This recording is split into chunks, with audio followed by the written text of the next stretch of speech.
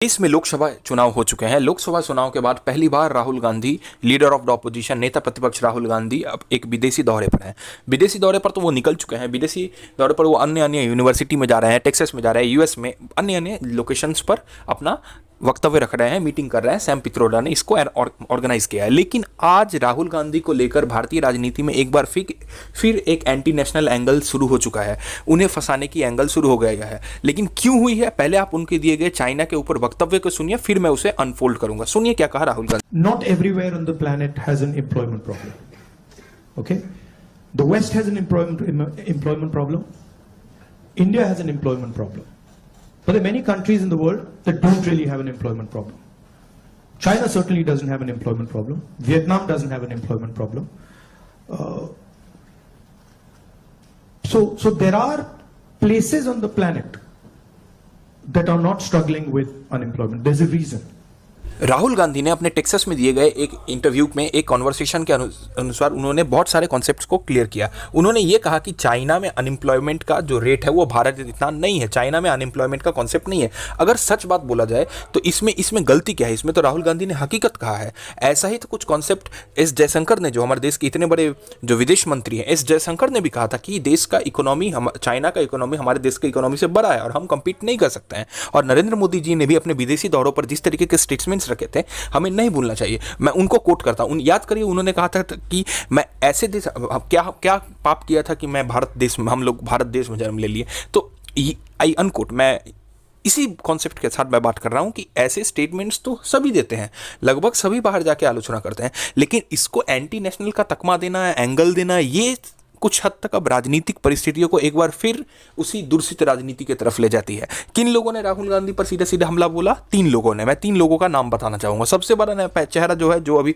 प्रधानमंत्री के दावेदार भी लग रहे हैं, वो है शिवराज सिंह चौहान, मध्य प्रदेश के पूर्व मुख्यमंत्री और करेंटली एक cabinet minister, senior cabinet minister Shivraj Singh Chouhan ने इसे एंटी नेशनल का एंगल दे दिया है। इसके अलावा अगर किसी ने दिया है तो वो है गिरिराज सिंह। गिरिराज सिंह हमेशा अपने वक्तव्यों, अपने मुस्लिम विरोधी वक्तव्यों के चलते हमेशा सुर्खियों बटोरते रहते हैं। और तीसरे नंबर पर जो है वो और कोई नहीं, वो है, काफ़ी सिंपल नाम है, ये नाम बहुत कॉमन है राहुल गांधी के अगेंस्ट, वो है हेमंत बिस्वा शर्मा, आसाम के मुख्यमंत्री। उन्होंने भी सेम एंगल रखा है, लेकिन किसी ने भी लीगल मुकदमा दर्ज नहीं किया है। क्योंकि मैं आपको इतना बता सकता हूँ, ऐसे स्टेटमेंट्स जिसे बार बार सुर्खियां बटोरने के लिए, मीडिया ट्रायल करने के लिए हमेशा दिया जाता है जब भी राहुल गांधी किसी भी विदेशी दौरे पर रहते हैं। मत भूलिए कि उनके ये इंग्लैंड दौरे पर किस तरीके की स्टेटमेंट, यूके दौरे पर किस तरीके के स्टेटमेंट्स को लेकर पेट्रोनाइज किया गया था, भूल भ्रांत बातें किए गए थे। तो ये तो कोई नया चीज़ है नहीं।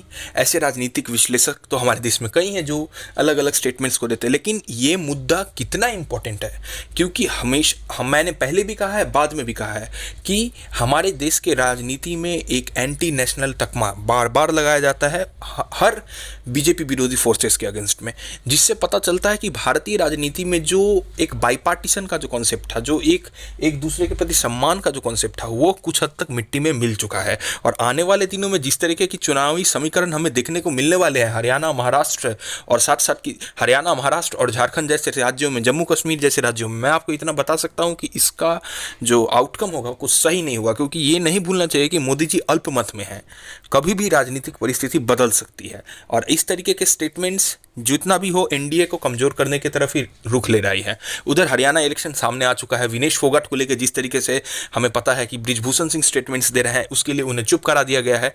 लेकिन ये राजनीति को बहुत ज़्यादा इफेक्ट कर रहा है, ये बीजेपी की राजनीति को सीधे सीधे इफेक्ट कर रहा है। और इससे मुझे नहीं लगता है, पर्सनली अगर मैं बताऊं तो मुझे नहीं लगता है कि इससे कोई भी पब्लिक के ऊपर प्रभाव पड़ने वाला है। क्योंकि हमें नहीं भूलना चाहिए कि प्रधानमंत्री ने लगातार इलेक्शन के रैलियों में जिस तरीके से मुर्गा, मटन जैसे स्टेटमेंट्स दिए थे, मुस्लिमों के विरुद्ध में स्टेटमेंट, घुसपैठियों जैसे वर्ड यूज़ किए थे, इससे ये पता चलता था कि भारतीय राजनीति एक बहुत ही निम्न स्तरीय राजनीति से अभी फिलहाल जा रही है।